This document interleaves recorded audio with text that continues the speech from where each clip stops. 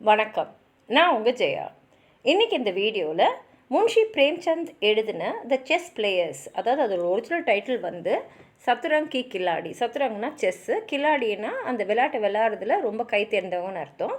இந்த கதையை எழுதுனது முன்ஷி பிரேம்சந்த் தான். வாங்க கதையை பார்க்க போகலாம். இந்த கதையை சத்யஜித் ரே வந்து படமாக்கியிருக்காரு. இதில் முக்கியமான கதாபாத்திரம் நடிச்சதெல்லாம் வந்து சஞ்சீவ் குமார், அம்ஜத் கான், அதுக்கப்புறம் இதுக்கு வாய்ஸ் நரேஷன் கொடுத்தது வந்து அமிதாப் பச்சன். இந்த கதை வந்து இந்த செஸ்ஸை வந்து 2 பேர் விளாட்றாங்க. மிர்சா சாஜித் அலி, மிர் ரோஷன் அலி. இவங்க 2 பேரும் லக்னோவில் இருக்கக்கூடிய நோபல் ஃபேமிலியில் இருக்கக்கூடியவங்க தான். லக்னோன்றதே ஒரு கல்ச்சர் வந்து செழித்து வளரக்கூடிய ஒரு பாரம்பரியமிக்க ஒரு நகரம். இங்கே தான் இந்த 2 பேரும் வந்து செஸ் விளாட்றதுல வந்து அப்படியே ஈடுபட்டு தன்னையே மறந்த அளவுக்கு அவங்க போயிடுறாங்க. இப்போ லக்னோய் ட்ரெடிஷன்ஸ் அப்புறம் ஆர்டிஸ்டிக் லெகசியை பற்றியும் இந்த கதையில் நிறையா வருது. இந்த கதை நடக்கிற நேரம் வந்து பிரிட்டிஷ் இந்தியா, அதாவது பிரிட்டிஷ் வந்து இந்தியாவை ஆண்டுட்டு இருந்த அந்த நேரம். கதை வந்து எங்கே நடக்குதுன்னா அவ்துன்ற இடம் தான். இது லக்னோவில் இருக்குது. ரொம்ப வந்து பணக்காரங்களாம் இருக்கக்கூடிய ஒரு இடம் தான் அது. இந்த நாட்டை ஆடுறவர் வந்து வாஜித் அலி ஷா. இவர் எப்படின்னா, இந்த ராஜா வந்து கலைகளுக்கும் கலைஞர்களுக்கும் ரொம்ப முக்கியத்துவம் தருவார். அதனால் அவருடைய அரண்மனையில் பார்த்திங்கன்னா எப்போ பார்த்தா ஆடல் பாடல், அப்புறம் வந்து ஓவியம் வரைகிறவங்க, இந்த மாதிரி வந்து எல்லாருமே வந்துகிட்டே இருப்பாங்க. இதுலேயே அவர் கவனம் இருந்ததுனால நாட்டை ஆள்றதுல அவரோட கவனம் வந்து ரொம்ப கம்மியாக தான் இருந்தது. இது மக்களையும் பாதிச்சுது.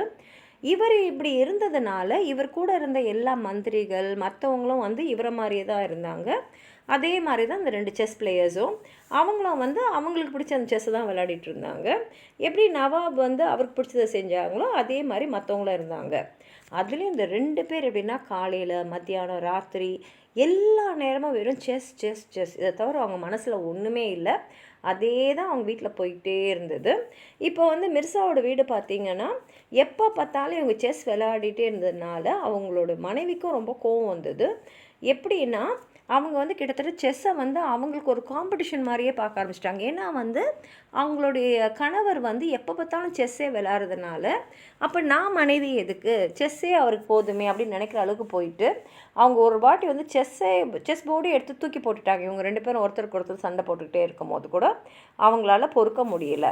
இப்போ என்ன ஆகிடுதுன்னா, அவங்க வந்து செஸ் போர்டையே தூக்கி போட்டதுனால இவங்க சரி இமேக்கு இங்கே விளையாடினா அவங்க வந்து நம்ம விளையாட்டை கெடுத்துடுவாங்கன்னு சொல்லிட்டு மிர் ரோஷன் அலி வீட்டில் போய் நம்ம இனிமேலுக்கு விளையாடலாம் அப்படின்னு சொல்லிட்டு அங்கே போயிடுறாங்க.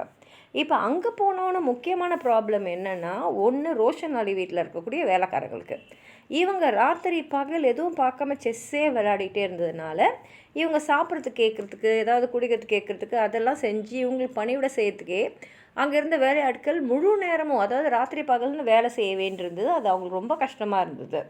ஆனால் அதை விட முக்கிய கஷ்டம் யாருன்னா மிர்ரோடைய மனைவிக்கு. ஏன்னா அவங்க வந்து இவருக்கு தெரியாமல் ஒரு கள்ள தொடர்பில் ஈடுபட்டிருந்தாங்க. இப்போ கணவர் வந்து அவரோட நண்பர் வீட்டிலே இருந்ததுனால அவங்க ரொம்ப சந்தோஷமாக இருந்தாங்க. ஆனால் இப்போ கணவர் இங்கே இருக்கிறதுனால அவங்களுடைய அந்த கள்ளக்காதல் வந்து அடிபட்டுடுச்சு. என்ன செய்யறதுனே தெரியல. அப்போ தான் அவங்களுடைய கள்ளக்காதலர் வந்து ஒரு ஐடியா பண்ணுறாரு. அவரே வந்து ஒரு மெசஞ்சர் மாதிரி ராஜா கிட்டேருந்து வர மாதிரி வந்து, அதாவது ராஜா வந்து ரோஷன் அலியை வந்து உடனே கோர்ட்டு கூப்பிட்ருக்காரு. ஏன்னா வந்து அந்த நேரத்தில் வந்து பார்த்திங்கன்னா பிரிட்டிஷ் வந்து இவங்க நாட்டு மேலே படையெடுத்துருந்தாங்க. அதனால் உங்களை வந்து போருக்கு அனுப்பணுன்றதுனால ராஜா வந்து உங்களை கூப்பிட்டுருக்காரு அப்படின்னு சொன்ன உடனே இந்த 2 நண்பர்களுக்கும் பயம் வந்துச்சு. ஏன்னா போருக்கு போகிறத பற்றி அவங்க பயப்படல, செஸ் விளையாட முடியாது இல்லையா. அதனால் அவங்க என்ன பண்ணிடுறாங்கன்னா, உடனே நம்ம வீட்டில் இருந்தால் தானே நம்மளை அழைச்சின்னு போவாங்க. அதனால் பாழடைஞ்ச ஒரு மசூதியில் போய் அவங்க அந்த இடத்துல உட்காந்துட்டு செஸ் விளையாட ஆரம்பிச்சிடுறாங்க. ஏன்னா இந்த இடத்துக்கு யாருமே வரமாட்டாங்க, நம்ம பாட்டுக்கு நம்ம விளையாட்டை விளையாடிக்கிட்டே இருக்கலான்றதான் இவங்க எண்ணம். இப்போ வந்து என்ன ஆகுதுன்னா, இந்த சைடில் நாட்டில் போர் வந்துடுது. அதே மாதிரி இங்கே வந்து 2 பேரும் வந்து அந்த செஸ் விளையாடிக்கிட்டே இருக்காங்க. அவங்களுக்கு அதில் முடிவே இல்லை. ஒரு வாட்டி இவர் ஜெயிச்சாருன்னா அடுத்த வாட்டி இவர் ஜெயிக்கணுமேன்ற முனைப்போடு 2 பேரும் ஆடிக்கிட்டே இருந்தாங்க. இப்போ என்ன ஆயிடுதுன்னா, இந்த ராஜா வந்து அரசாங்க வேலையெல்லாம் எந்த கவனமும் செலுத்தாமல் போர் வீரர்களெல்லாம் வந்து பயன்படுத்தாமல் இருந்ததுனால பிரிட்டிஷ் வந்து ரொம்ப சுலபமாக அவங்க வந்து கஷ்டமே படாமலே ரொம்ப இலகுவாக இந்த நாட்டை வந்து கைப்பற்றிடுறாங்க, ராஜாவையும் பிடிச்சிடுறாங்க. இப்போ என்ன ஆயிடுதுன்னா, இங்கே 2 பேரும் விளையாடிக்கிட்டே இருக்காங்களே, அதில் மிர்சா சஜித் அலி வந்து ஒரு ரவுண்டாவது ஜெயிச்சிடணும். ஏன்னா 3 வாட்டி அவர் கண்டினியூஸாக தோற்றுருக்கார். அதனால் அவர் மனசுக்குள்ளே வந்து எப்படியாவது நம்ம ஜெயிச்சிடணும்னு வந்து கஷ்டப்பட்டு விளையாடிட்டு இருக்காரு. அவர் வந்து அவங்க 2 பேரும் விளையாடுறது வந்து ஒரு பாழடைஞ்ச ஒரு மசூதியில் தான். அங்கே பார்த்தீங்கன்னா இந்த ராத்திரிலாம் முடிச்சுருக்கக்கூடிய ஆந்தை அந்த மாதிரி வௌவால் இந்த மாதிரியெல்லாம் வந்து அங்கங்கே பறந்துட்டுருக்கு.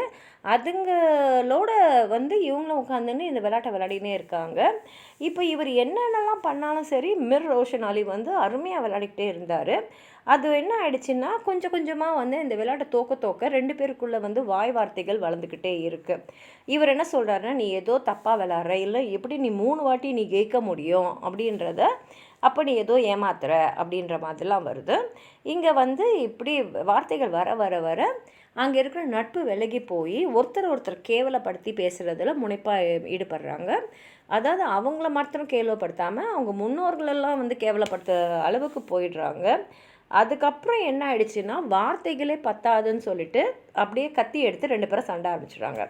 அதாவது வந்து அவங்க ராஜாவே வந்து மாட்டிக்கிட்டாரு, எதிரிக்கிட்ட சரணடைஞ்சிட்ருக்காரு. அவங்க பிடிச்சின்னு போயிட்டாங்க. அப்போ இவங்களுக்கு ஒன்றுமே தோணலை. ஆனால் இப்போது இந்த ஆட்டம் வந்து நம்ம தோக்குறோமேன்ற வெறியில் வந்து அவங்க இப்போ கத்தி எடுத்து 2 பேரும் சண்டை போட ஆரம்பிச்சிட்டாங்க.